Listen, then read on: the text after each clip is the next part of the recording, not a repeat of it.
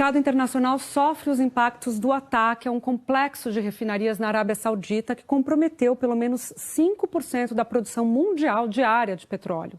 Os preços do barril registraram a maior alta desde a Guerra do Golfo em 1991.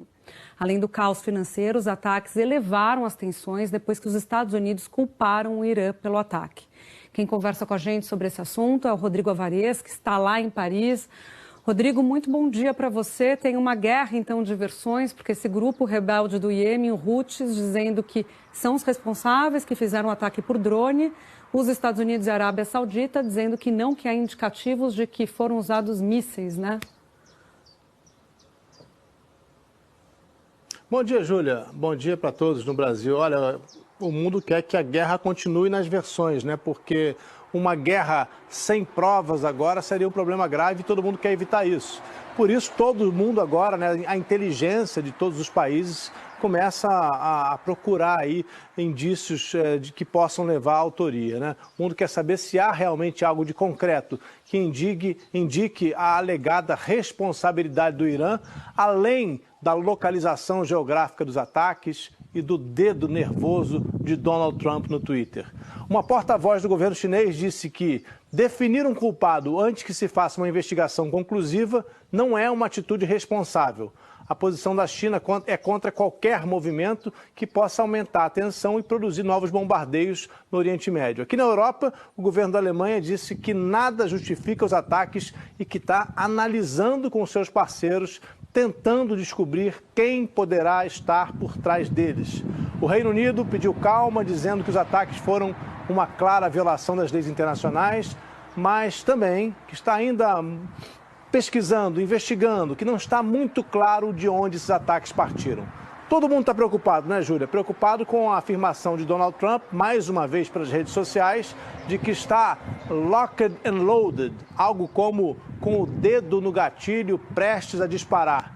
A Rússia, outro grande produtor de petróleo, disse que não há motivo para desespero, pois existem estoques suficientes para cobrir o corte de produção na Arábia Saudita. Os Estados Unidos já disseram, inclusive, que vão liberar uma parte de suas reservas estratégicas para abastecer o mercado interno. Assim mesmo, Júlia, os preços do barril, como você mostrou há pouco, tiveram altas aí enormes, né?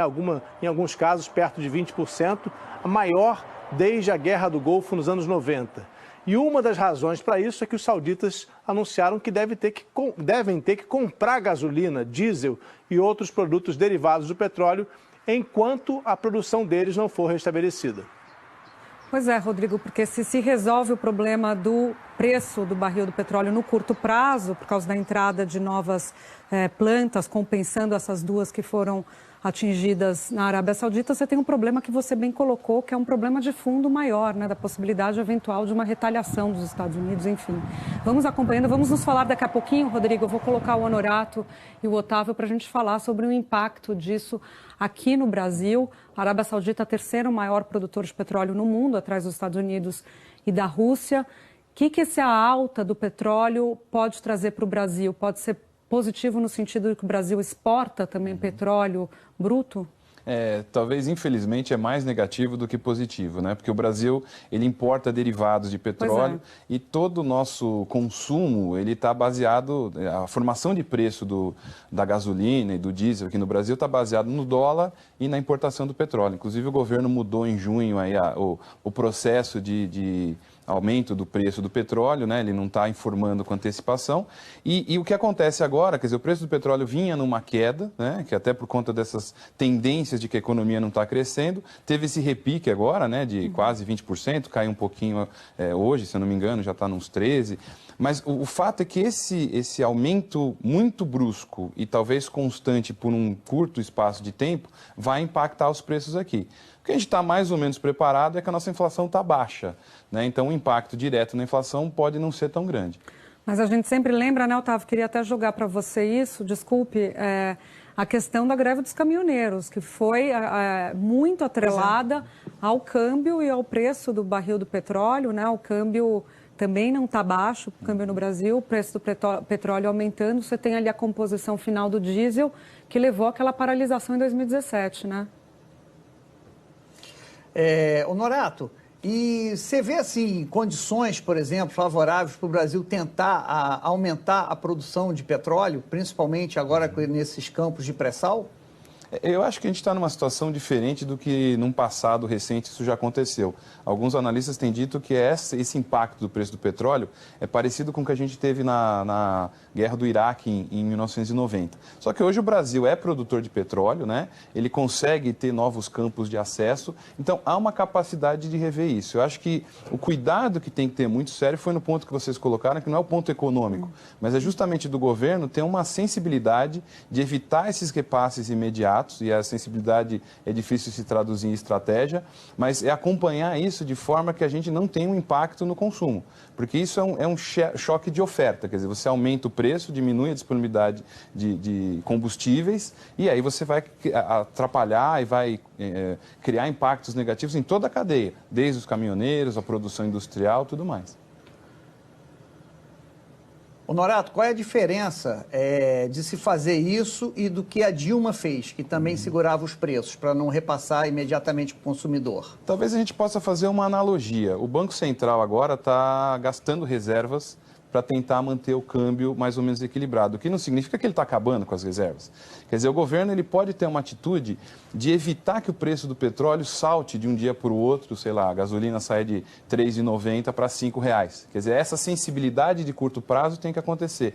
Não é o controle de preços, mas é sim usar possíveis estoques, aumentar a importação, de modo que você consiga evitar esse impacto direto no preço e não causar esses reflexos que a economia pode ter. Não dá para ser livre mercado quando você tem uma situação de crise se aproximando por aí.